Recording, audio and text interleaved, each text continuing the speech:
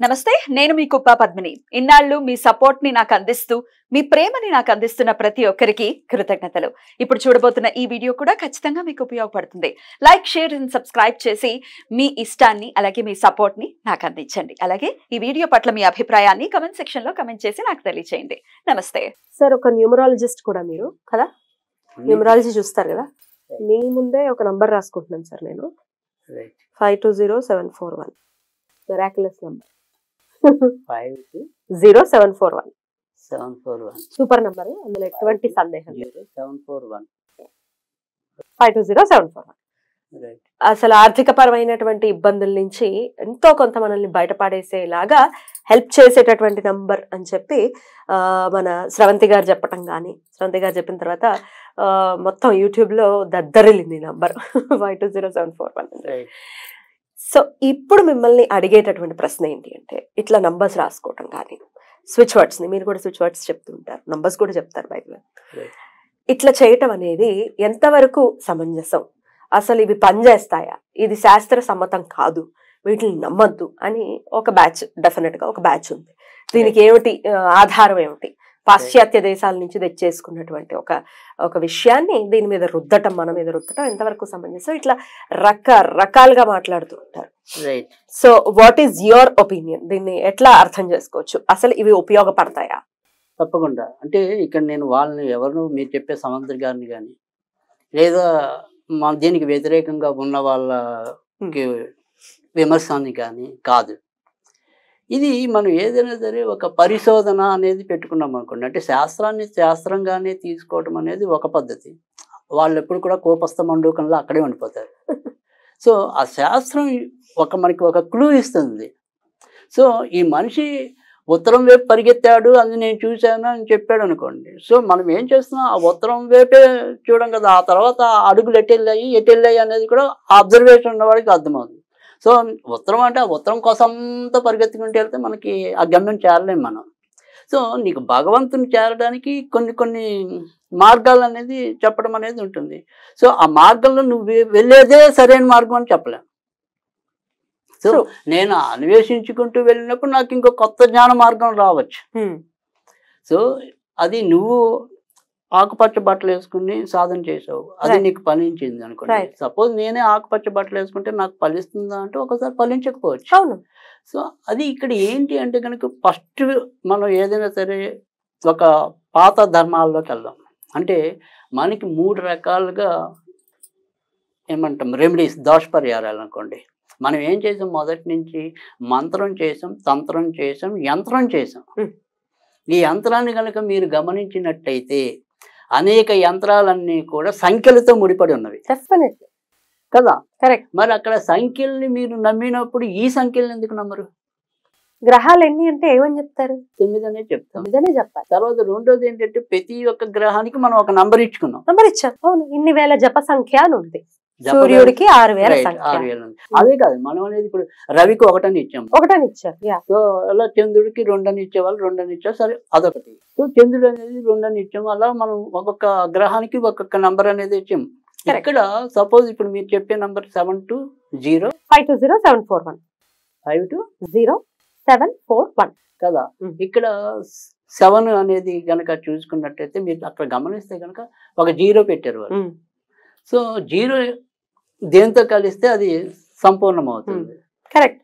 So అందుకని ఇక్కడ ఉత్తి 0 అనేది ఎప్పుడు కూడా, అంటే మనం 0 అది కనుక ఖచ్చితంగా మనకి వర్కౌట్ అనేది ఉంటుంది. కాకపోతే ఇక్కడ ఏమవుతుంది అంటే కనుక, ఇప్పుడు ఒక నెంబర్ని మనం పదే ఉచ్చరించడం వల్ల, అంటే ఇప్పుడు నిజానికి మన శంకరాచార్యులు గారు కనుక తీసుకుంటే ఏ స్తోత్రం కూడా మంత్రం కాదు, నిజానికి బీజాక్షరం మంత్రం కాదు, కానీ ఆ శబ్ద సౌందర్యం వల్ల అవి మంత్రాలయ్యి. అంటే ప్రతిదానికి ఒక ఏమంటాం, సైనికులు ఒక కవాతు చేస్తే పాత రోజుల్లో వాళ్ళు నిర్దిష్టమైన వేగంలో వెళ్తే కనుక మన గొంతులు కూడా కూలిపోతాయని సైన్స్ చెప్పింది. అందుకని మీకు ఎప్పుడు కూడా ఈ ఏమంటే ఫ్లైఓవర్స్ మీద వాళ్ళని కవాతు చేయించినారు. అలా మనకి ఒక సౌండ్ ఫ్రీక్వెన్సీ అనేది ఉంటుంది, దానివల్ల ఆ గోడలు కూడా కూలిపోతాయి. కరెక్ట్. సో అందుకని మీరు ఆ శబ్ద తరంగం అంతే ఇక్కడ. ఇప్పుడు మీరు ఆ సంఖ్య నుంచి ఒక వైబ్రేషన్ ఆ ఫ్రీక్వెన్సీకి మ్యాచ్ చేయటం మన కోరికని, మన కోరిక అంతేగా. అంటే మనం అనుసంధానం చేయడం కరెక్ట్. సో ఆ అనుసంధానం చేసే దాన్ని ఆ సంఖ్యలకు ఆ రకమైన పవర్ ని ప్రొవోకేట్ చేస్తున్నాం మనం. ఇప్పుడు రత్నం పెట్టుకున్నాం. ఈ రత్నం అనేది డైరెక్ట్ గా ఎలా ఉపయోగపడుతుంది అంటే ఆయా గ్రహాలకి ఆ యొక్క కిరణాలు. అంటే ఇప్పుడు సపోజ్ ఒక ఏమన్నా కనక పుష్పరాగం ఉందనుకోండి, దాంట్లో నుంచి మనకి నీలి రంగు కిరణాలు వస్తాయని చెప్తుంది. సో ఆ నీలి రంగు కిరణాల వల్ల అక్కడ జూపిటర్ ప్రొవోకేట్ అవటం అనేది. అంతేకాని ఇది ఇక్కడ నేను రత్నం పెట్టుకుంటే అక్కడ ఆయనకి ఎలా అవుతుందంటే ఆ రంగులు. సో ఇప్పుడు మనం ఎండలో వెళ్ళినప్పుడు నాకు ఎరుపు ఎందుకని కొద్దిగా ఇన్కన్వీనియన్స్ గా ఉంది.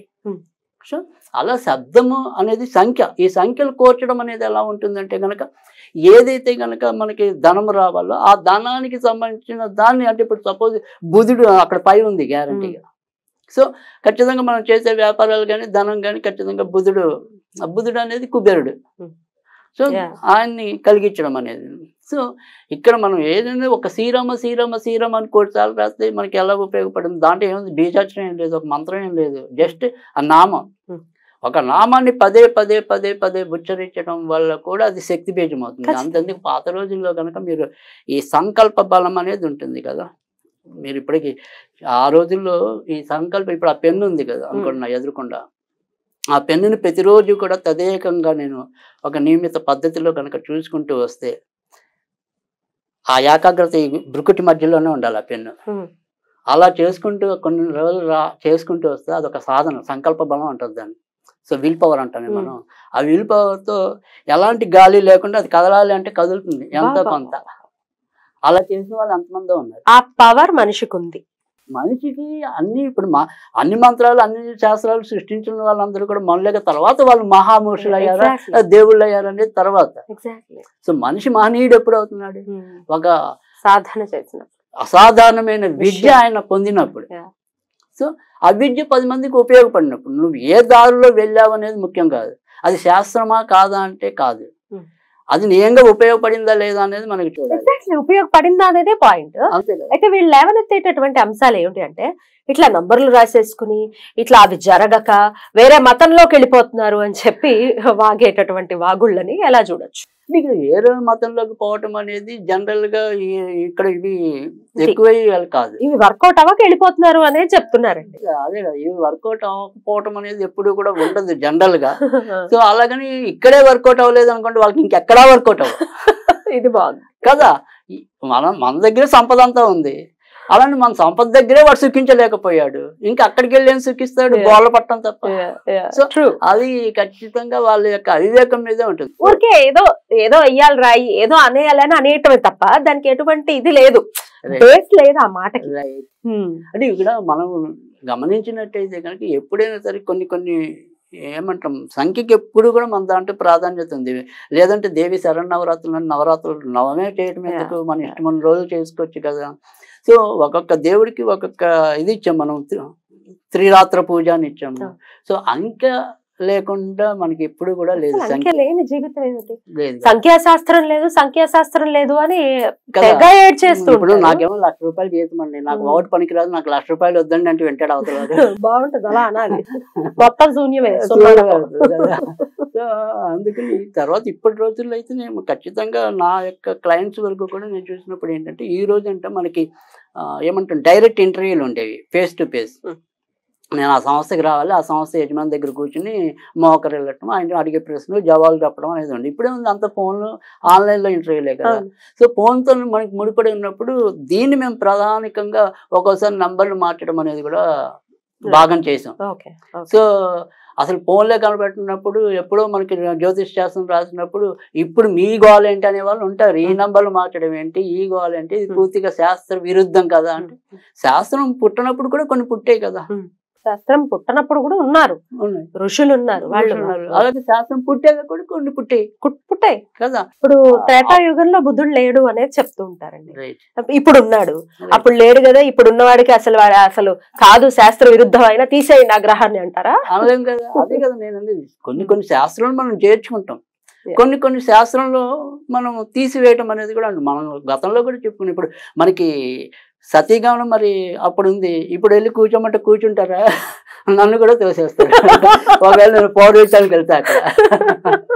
సో అందుకని ఏది అవసరము ఏది అనవసరం అనేది గుర్తించాలి ఫస్ట్.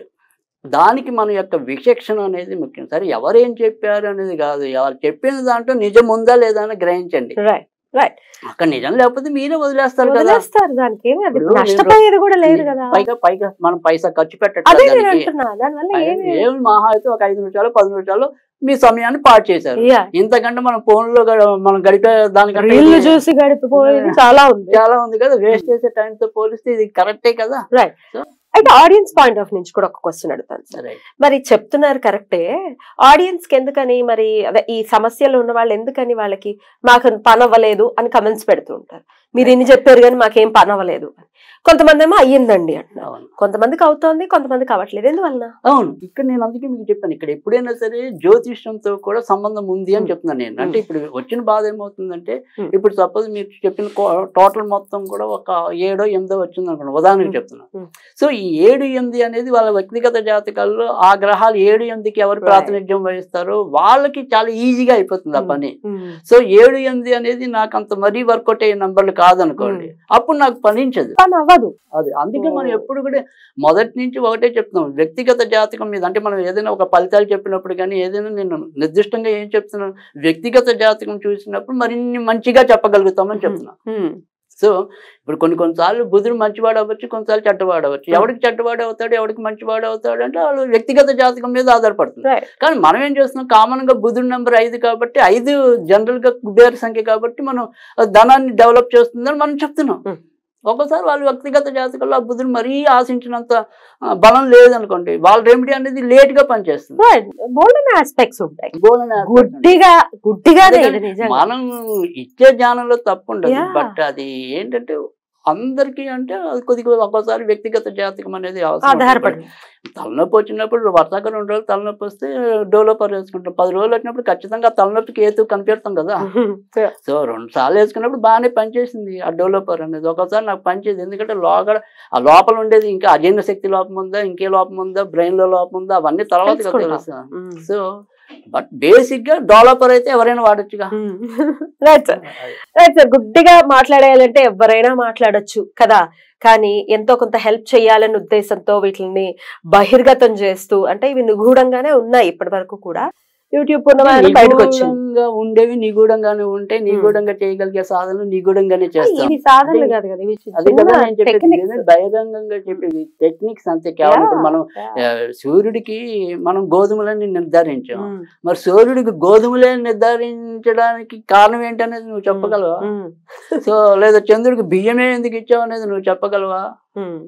వాగటం కాదు, ఎందుకు ఇచ్చాడు అనేది కూడా మనం అన్వేషించగలగాలి. సో ఇక్కడ మనకి చంద్రుడికి మనం బియ్యం అని ఇచ్చాం కాబట్టి చంద్రుడిని బసపరచుకోవడానికి బియ్యంతో మనం రెమెడీస్ ఆలోచించాం కొద్దిగా తెలివిగా.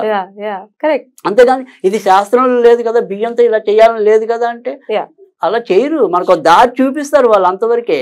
ఆ దారిని అల్లిపోవటం అంతే. నిజంగా మంచి అవుతుంది. అదేదో చెప్పేవాళ్ళు కదా, మన పాత రోజుల్లో అవధూతలు తిట్టే వాళ్ళలో ఉండే లోపాలు తీసేవాళ్ళు పాత. సో వీళ్ళు అందుకు వచ్చారు మన కోసం. వాళ్ళు అవధూతలుగా చూసారు. అద్భుతం సార్, వెరీ మచ్ ఇన్స్పైరింగ్. ఎవరిని మనం బాధ పెట్టడం ఎందుకు? దూర్తల్లా కాకుండా అవధూతలు అయిపోయారు.